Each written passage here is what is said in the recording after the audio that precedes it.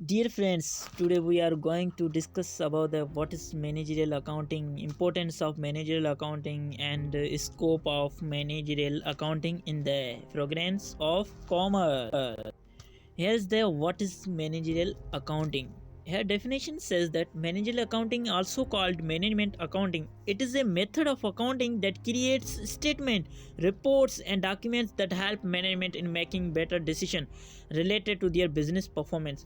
यहाँ पे जो बोल रहा है कि मैनेजर अकाउंटिंग उसे कहा जाता है कि अकाउंटिंग को मैनेज करना, बिजनेस को मैनेज करना और अच्छे अच्छे फैसले लेते हैं हम। जैसे अपने ऑर्गेनाइजेशन होती है वो अपना गोल हासिल करने के लिए, तो वो क्या करती है, मैनेजरियल अकाउंटिंग, वो अकाउंटिंग करवाती है। मैनेजर मतलब मैनेज करवाती है। और मैनेजर अकाउंटिंग को इंटरनल अकाउंटिंग भी कहा जाता है, सिर्फ के बिजनेस के अंदर वो इंटरनल चेक करती है कि हमारा बिजनेस कैसे चल रहा है।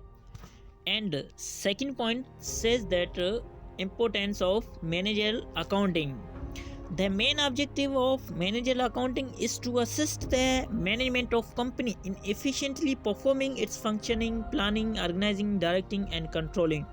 यहाँ पे जो बोल रहा है कि मेन ऑब्जेक्ट जो मैनेजर अकाउंटिंग का है वो हेल्प करती है मैनेजमेंट कंपनी को मैनेज करने में, और जो परफॉर्म करती है वो फंक्शन परफॉर्म करती है प्लानिंग में। मैनेजर अकाउंट जो हमें काम आती है प्लानिंग में, ऑर्गेनाइजिंग में, डायरेक्टिंग में एंड कंट्रोलिंग में। प्लानिंग हम प्लान करते हैं एडवांस में, ऑर्गेनाइजेशन हम ऑर्गेनाइज करते हैं कंपनी को, डायरेक्ट करते हैं और कंट्रोल करते हैं पूरी कंपनी को। रिस्क जैसे रिस्क होते हैं इसे हम कंट्रोल करते हैं, मतलब रिस्क को कंट्रोल नहीं कर सकते पर उसके लिए जो हम सॉल्यूशन निकालते हैं वो क्या है, हमारे कंट्रोल है।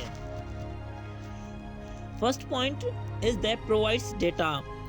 It serves as a vital source of data for planning. The historical data captured by managerial accounting shows the growth of business which is useful in forecasting. यहाँ पे बोल रहा है कि मैनेजरियल अकाउंटिंग जो हमें डेटा प्रोवाइड करती है, एक पुरानी डेटा होती है। जैसे कि हमारी कंपनी 2-3 साल से चल रही है, लेकिन हमने जो उसे अकाउंटिंग उसकी करवानी है, मतलब जैसे कि ऑडिटर होता है कि यहाँ पे जो मैनेजर अकाउंटिंग के इंटरनल चेक करती है कि हमारी कंपनी कैसे चल रही है और हमें प्रोवाइड डेटा करती है कि और हमें जो है फैसले लेने में हमें मदद देती है। Second point, helps in achieving goal. It points says that it helps convert organization strategies and objectives in feasible business goals. These goals can be achieved by imposing budget control and standard costing which are integral parts of management accounting. यहाँ पे जो बोल रहा है कि हमें जो organisation के गोल होते हैं, कंपनी के गोल होते हैं, वो हमें जो हासिल करने में ये जो हेल्प प्रोवाइड करती है।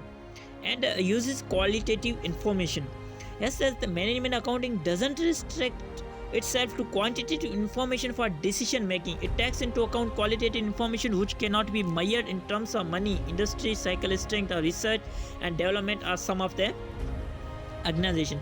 यहाँ पे जो बोल रहा है कि मैनेजरल अकाउंटिंग एक है जिससे हम क्वालिटेटिव इंफॉर्मेशन हम कलेक्ट करते हैं और उसी इंफॉर्मेशन के मुताबिक हम अपने फैसले लेते हैं। ऑर्गेनाइजेशन को हमें कैसे चलाना चाहिए उसके लिए प्लानिंग करते हैं, तो वो क्या हमारी क्वालिटेटिव इंफॉर्मेशन है। And last, the scope of managerial accounting.